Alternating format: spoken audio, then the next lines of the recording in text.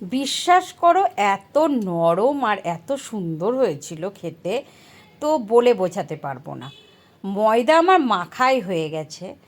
হঠাৎ করে মনে এলো লাচ্ছা পরোটা বানাই। ময়দাও মাখা হয়ে গেছে। তারপরে মনে হলো চলো ভিডিওটা শেয়ার তো করাই যেতে পারে, নতুন রেসিপি করছি আমি। এটা নতুন রেসিপি নয়, এটা পুরনো রেসিপি, কিন্তু আমি তো আজকে নতুনবার করছি, প্রথমবার করছি। অনেক কিছু আগে করেছি, কিন্তু লাচ্ছা পরোটা কিন্তু আমি কখনো করিনি। তো একজনের ভিডিও দেখলাম লাচ্ছা বানিয়েছিল, তাই আমার মাথায় হঠাৎ ভূত চেপে গেল লাচ্ছা বানাতে হবে। তাই চলে গেলাম রান্নাঘরে আর ময়দাও মেখে নিলাম। তারপরে আবার মনে হলো একটু ভিডিওটা শেয়ার করা যাক। তো তার জন্যই আমি দেখো ময়দাটা মেখে নিয়েছি, আর পাতলা করে বেলতে হবে। লাচ্ছা পরোটা করতে গেলে কিন্তু খুব পাতলা করে বেলতে হয় প্রথমে, তারপরে তোমাদেরকে স্টাইলটা দেখিয়ে দিচ্ছি কিভাবে লাচ্ছা হবে।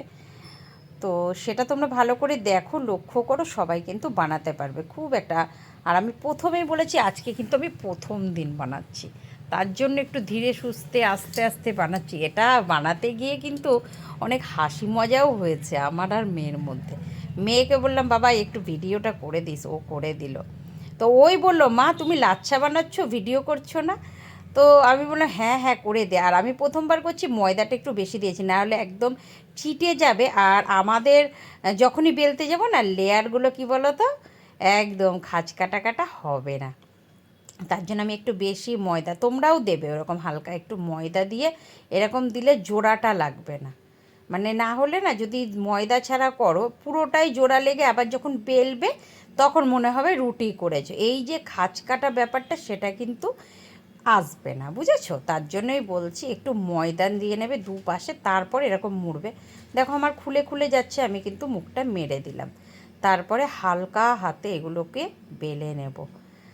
তো প্রথম দিন করছি, কেমন লাগছে তোমাদের সেটা কমেন্ট করে আমাকে জানাবে।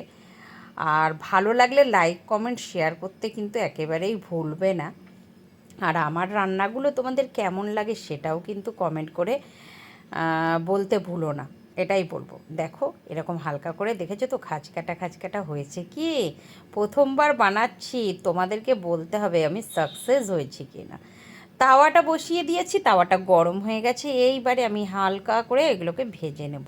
তা দেখো প্রথমে একটাকে ভেজে নিচ্ছি, আর এরকম আমি খুব একটা বেশি তেল দিয়ে ভাজিনি, হালকা হালকা তেলে আমি ভেজেছি বেশ লাল লাল করে। আর বিশ্বাস করো খুব মুচমুচে আর এতটা নরম হয়েছিল।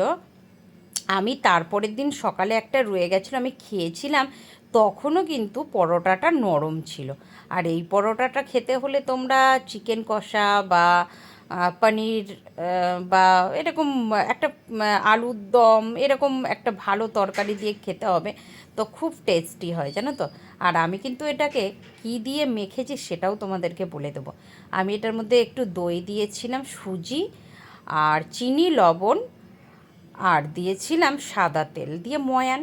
ময়ান দিয়ে ভালো করে মেখে প্রায় 4-5 ঘন্টা আমি রেখে দিয়েছিলাম। তারপরে কিন্তু পরোটাগুলো আমি ভেজেছি। কেমন হয়েছে একটু কমেন্ট করে বলো।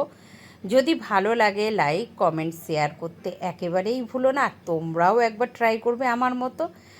আর দেখো কেমন নরম হয়েছে, দেখতেই পাচ্ছ পুরো হাতের মুঠোর মধ্যে চলে আসছে। আর আমি তোমাদের ছিঁড়ে ছিঁড়ে দেখাচ্ছি নরমটা আর ভিতরটা, তো কেমন লাগলো বলো। তো চলো আমি খাওয়া দাওয়া করি আর এখানেই আসি। যদি ভালো লাগে লাইক কমেন্ট শেয়ার, টাটা।